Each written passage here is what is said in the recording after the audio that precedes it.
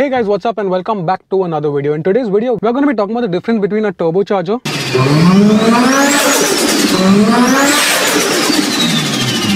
a supercharger,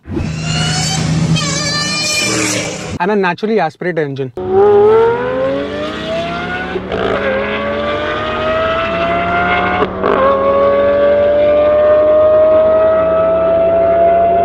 Now, turbocharger and superchargers are post-induction. That means they are like a breathing apparatus on the engine that help the engine breathe better, send in more air for combustion. Now, I'm going to explain to you all how the turbocharger works.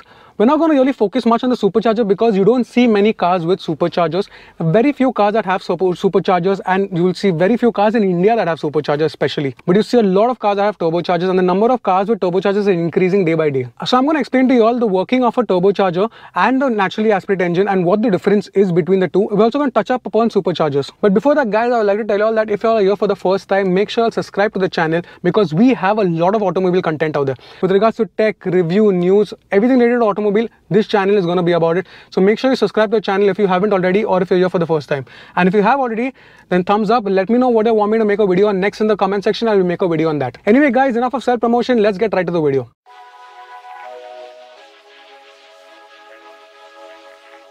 But before I get to turbochargers, let me explain to you all how a naturally aspirated 4-stroke engine works. So what goes inside the piston chamber is a nice juicy combination of fuel and dense air. Now air contains oxygen and oxygen is extremely inflammable. So the combination of two is a very nice combination that goes inside the engine during combustion. The suck, squeeze, bang, blow. Now the first stroke, the piston is up and the inlet valve open, letting this lovely combination of fuel and air come inside while the piston moves down. This is known as the first stroke or the suck stroke, where it sucks in the nice fuel and air combination.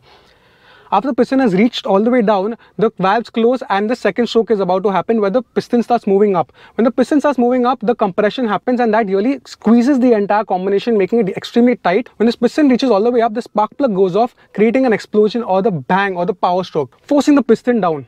This third stroke is the most important stroke. After the piston has moved all the way down, the piston starts moving up and the exit valves open, throwing out the dirty exhaust gas that goes to the tailpipe and gets farted out at the back of a car. This is how a naturally aspirated engine works. And the power delivery in a naturally aspirated engine is extremely linear. So you can see as you put your foot down, you'll see the power immediately and you will feel no lag. Now turbochargers have become extremely famous in cars. Let's take an example of an engine that is without a turbocharger and the same engine in a different car with a turbocharger. Let's take the Tata Tiago. The Tata Tiago has the same 1.2 litre 3-cylinder engine that's there in the Tata Nexon. Now the one in the Tiago produces 84 brake horsepower, whilst the one in the Nexon produces 118 brake horsepower. That is 33 brake horsepower more. And that is possible through remapping the engine and also turbocharging the engine. So let's now go to turbochargers and understand how you can get more brake horsepower with a turbocharger.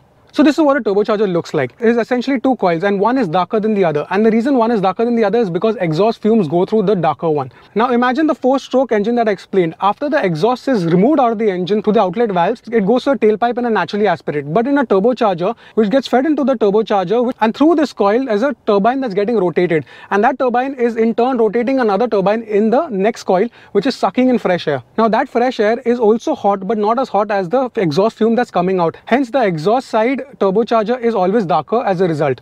Now fresh air gets sucked in and is forced into the engine, and that is what we call as forced induction. You're forcing in fresh air, but the air that is getting sucked in is also hot and hence the density isn't low. The hot air that's stuck to the turbocharger is passed through an intercooler to make sure that the air becomes cooler and becomes denser before it goes into the inlet manifold. And after all this dense air goes inside the inlet manifold, you will get a more bang and a more boost. That's called the turbo boost. So what happens when you let off the throttle? When you let off the throttle, all the air goes back, and to prevent it from going back to the turbocharger, there's a blow-off valve. This blow-off valve opens, releasing the air pressure back into the atmosphere, and that's when you hear this amazing noise, the turbo noise.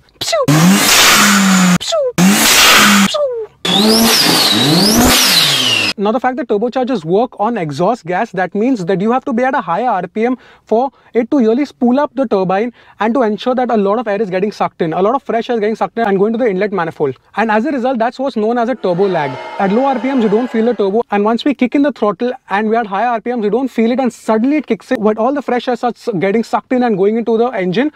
that's when the turbo kicks in, and that's what's called turbo boost. One of the negative things about turbocharger is the turbo lag. Unfortunately, turbochargers have turbo lag, and that's one of the reasons why a lot of automobile manufacturers, a lot of sports automobile manufacturers prefer superchargers and naturally aspirated engines. Another negative aspect about turbocharger is that it uses the same engine oil to lubricate the turbines inside. The turbines inside the turbocharger have to be lubricated, and they use the engine oil, and as a result you will have to replenish your engine oil much faster as compared to a naturally aspirated engine. Now let's quickly touch up on superchargers and then come back to turbochargers and understand why automobile manufacturers prefer turbochargers and why turbochargers is such a hype, and you'll see it everywhere. Now superchargers work on the similar principle of sucking in air and forcing it into the engine, but it works in a completely different manner. In superchargers, the turbine or the sucking in of air happens from a gear or a belt that is attached to the engine, so you directly get the power from the engine, and as a result you don't have any turbo lag, and that's a very big advantage of a supercharger over a turbocharger. But however, supercharger, since it's connected directly to the engine, it uses some horsepower of the engine, which reduces the overall horsepower of the engine, which is a negative aspect, and a lot of engine manufacturers do not prefer this, and hence as a result you'll see a very few amount of cars that come with superchargers. But superchargers also make a very interesting noise like turbochargers, and this is the noise that they make.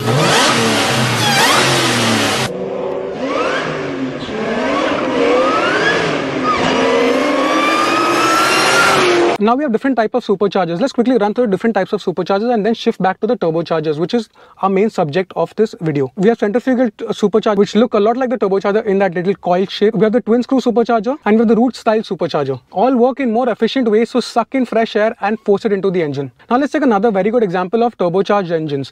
I've used this example in a previous video of mine as well, and I think it's a fantastic example to show you all how automobile manufacturers are reducing the number of pistons and even making the engine smaller when it comes to displacement, and putting turbochargers to create even more brake horsepower than the original naturally aspirated engine. The E60 M5, the 2005 M5 that was there, used a V10 engine that produces 500 brake horsepower. Now that engine was thrown away because it is very massive for a sedan first of all, and it was replaced by a smaller V8 engine. So they got rid of two pistons and they turbocharged those engines. So there was a twin turbocharged V8 engine, and it was a 4.4 liter. So they not only got rid of two pistons, but they also reduced the displacement by 0.6, and they produced more brake horsepower. The engine produced 550 brake horsepower. That's 50 brake horsepower more than the previous generation V10 engine that was there in the M5. Now there are different types of turbochargers. Let's quickly run through the different types of turbochargers. There's a parallel turbocharger, the sequential turbocharger, and the two-stage turbochargers. Engine manufacturers are seamlessly working to ensure that you don't feel a turbo lag. There are sequential turbochargers that have smaller turbochargers for lower RPMs and work at low RPMs, and have bigger turbochargers for higher RPMs. So as you climb up the rev meter, the larger turbocharger will kick in, because you can't just go and put a larger turbocharger over there and say, oh, big is better, because if the turbocharger is bigger, that means it takes more time for exhaust gas to spool up the fan inside or the turbine inside to suck in fresh air. We will see a lot of turbocharged cars. Let's take some example of other turbocharged cars that we'll see. The Skoda Octavia, the Jetta, the Mercedes, all the Mercedes and BMWs that you see are all turbocharged. These engines are turbocharged because turbocharged is a technology, and engine manufacturers prefer it because they are using something that would otherwise just be wasted. They are using the exhaust gases that come out from the engine to suck in fresh air and shove it back into the engine. So they are recycling this before they let it out and fart it off on the back of your car. Turbochargers, no matter what you do, you will still feel a turbo lag, and even if you don't feel it with technology, even if you don't feel a turbo lag, the turbo lag is slightly there. And the graph of a turbocharged engine will always shoot up and will never be as linear as a supercharged engine or a naturally aspirated engine. That's why a lot of sports automobile manufacturers prefer naturally aspirated engines. The Ferrari F12 uses a naturally aspirated V12. The Lamborghini uses a V10 engine which is naturally aspirated in its Huracan. But also a lot of automobile manufacturers have decided that it's better to turbocharge engines because you get so much more power from a turbocharged engine, just that they have to get rid of the turbo lag, and they work seamlessly to ensure that the turbo lag is gotten rid of. So should you buy a car that has a turbocharger or is naturally aspirated? I'm not going to include superchargers because majority of cars on the road aren't supercharged. Well, in my opinion, if you're going to buy a sedan which is around the Skoda Octavia Volkswagen range, you're going to get a super turbocharged engine. You cannot help it. But remember, the turbo will kick in at higher RPMs. Once it is settled out there, you'll suddenly feel the boost. That is always the case of turbochargers. As compared to what you would get in a naturally aspirated, the flow will be extremely constant, but the amount of power that is delivered from a naturally aspirated is much less. Hence, a lot of automobile manufacturers prefer turbochargers, and I feel that it is also a way to go. Well, anyway guys, I hope you'll enjoy that video about turbochargers and superchargers and naturally aspirated. I know I did not really focus on superchargers primarily because turbochargers are more used in Indian automobiles, and you'll see them in a lot of cars. Audis have it, BMWs have it, Mercedes have it, more affordable cars like Skodas also have it, and also is there in the Tata.